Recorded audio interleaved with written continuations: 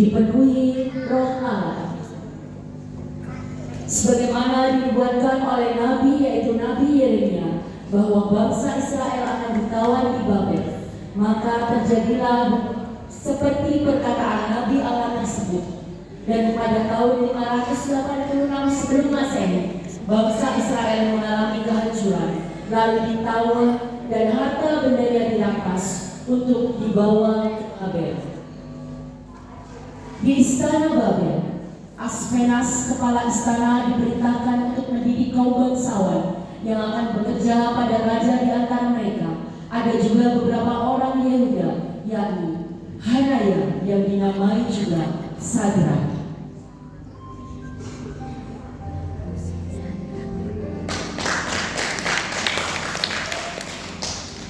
Misael yang dinamai juga Mesa.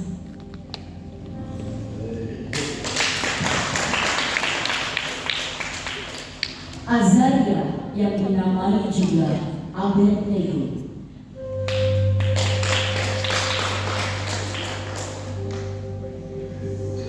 Dan Daniel yang dinamai dengan Belzazar.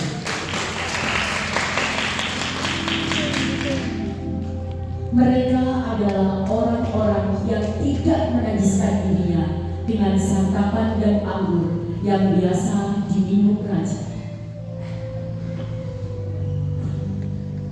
Pada tahun kedua pemerintahan Nebukadnezar, bermimpilah raja, lalu menyuruh memanggil orang-orang berilmu, ahli jantung, ahli sihir, dan para kasbin untuk menerangkan arti mimpi.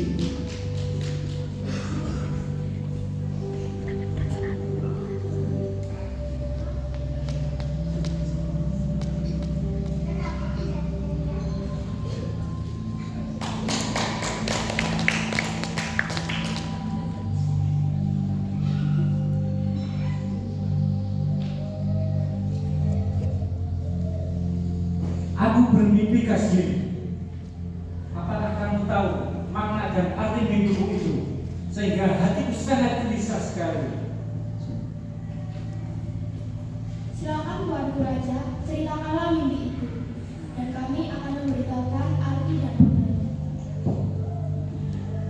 Dan raja memutuskan. Aku perintahkan mimpiku, kamu harus tahu maknanya. Kalau tidak,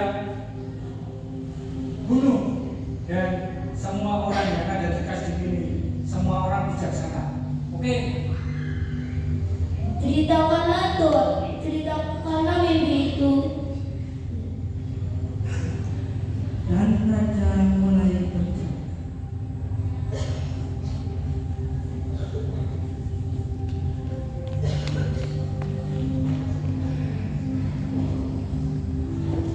Aku tahu bahwa kamu sudah mengulur-ulur waktu, dan kamu tahu bahwa kamu takut hukuman yang aku berikan kepadamu, sehingga kamu dan semua para kasdim berbohong kepadaku.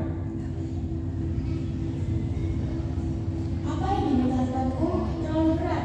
Tidak seorang pun dapat memberitahukannya selain para dewa yang tidak berdiam di antara manusia. Aku perintahkan, bunuh semua orang bijaksana di kasdim ini.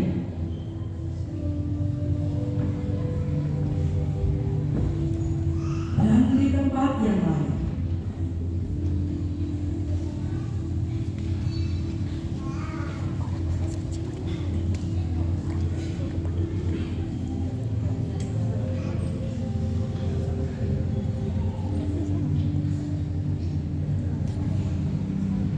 Teman-teman, kita harus mohon kasih sayang kepada Allah untuk perkara ini.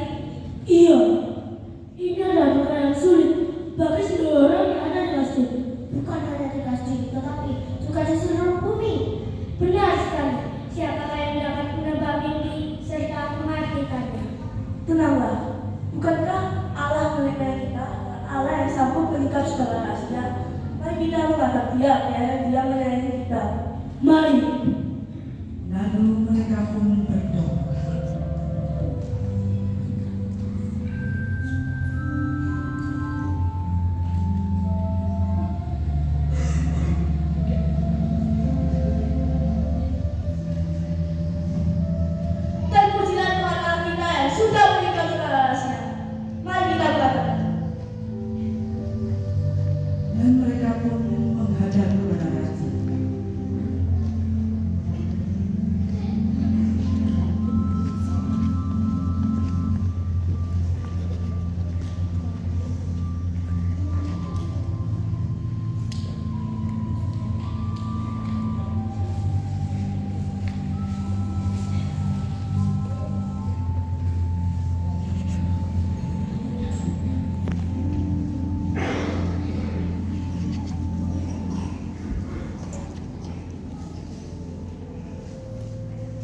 Apakah benar kamu Daniel bisa mengartikan mimpi dan maknanya?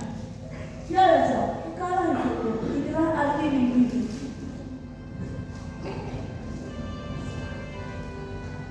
Sesungguhnya Tuanku Raja ingin mengetahui apa yang akan terjadi di kemudian hari.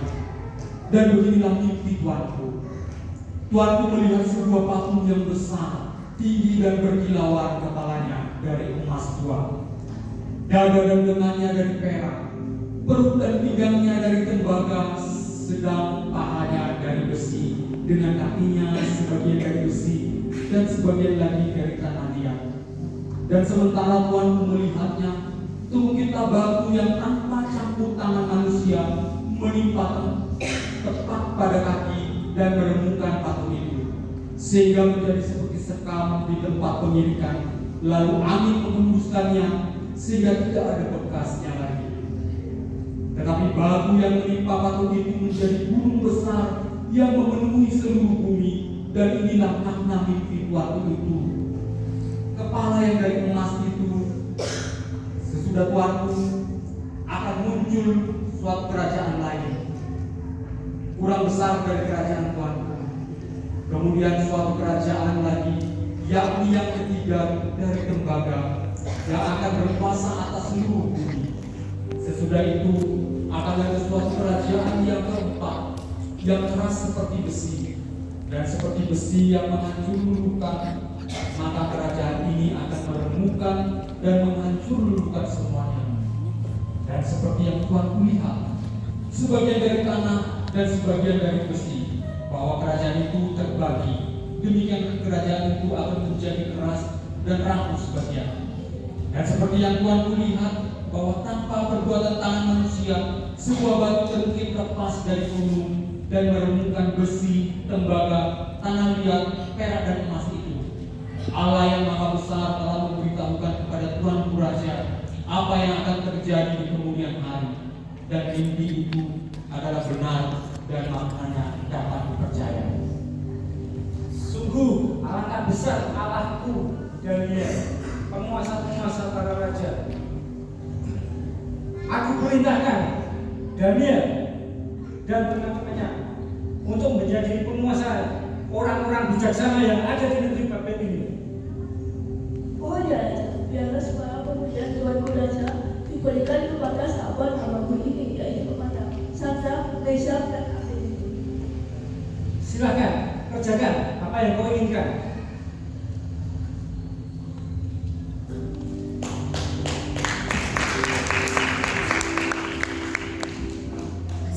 Beberapa tahun kemudian, Nebukadnezar membuat patung emas yang tingginya 60 hasta dan lebar 6 hasta, lalu mengumpulkan seluruh pembesar kerajaan dan semua kepala daerah untuk hadir dalam penghabisan patung yang didirikan.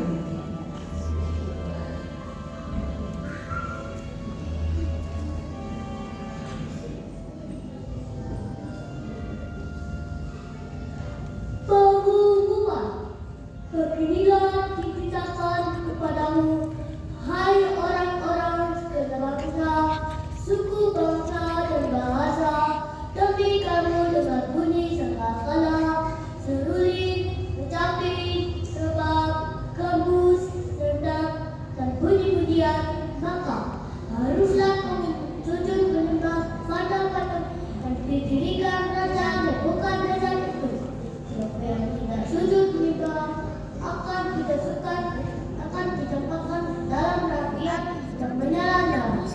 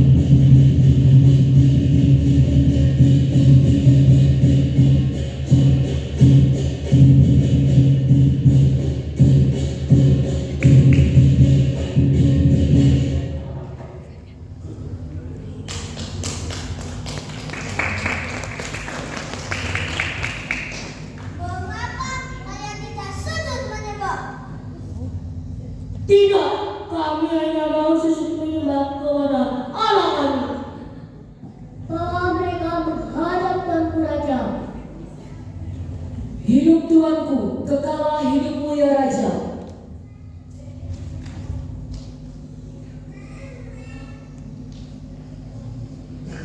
Tuanku Raja, bukankah Tuanku telah mengeluarkan titah bahwa setiap orang yang mendengar berbagai bunyi harus sujud menyembah patung emas yang Tuanku buat itu? Dan jika ia tidak menyembah, maka ia akan dilemparkan ke dalam perapian yang menyala-nyala. Benar. Daniel, Sadrak, Mesak, Abednego, kenapa kalian tidak mau menyembah patung yang aku dirikan? Ya Tuanku Raja, kami hanya mau sujud menyembah kepada Allah kami. Jika kami yang kami sembah selalu beribadat kami, maka ia akan menyembahkan kami dari perapian yang menyala itu. Tetapi seandainya tidak, hendaklah Tuanku mengetahui, ya Raja, bahwa kami tidak akan menyembah patung Tuanku itu.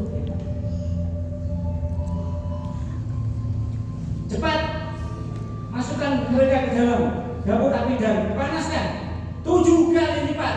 Cepat.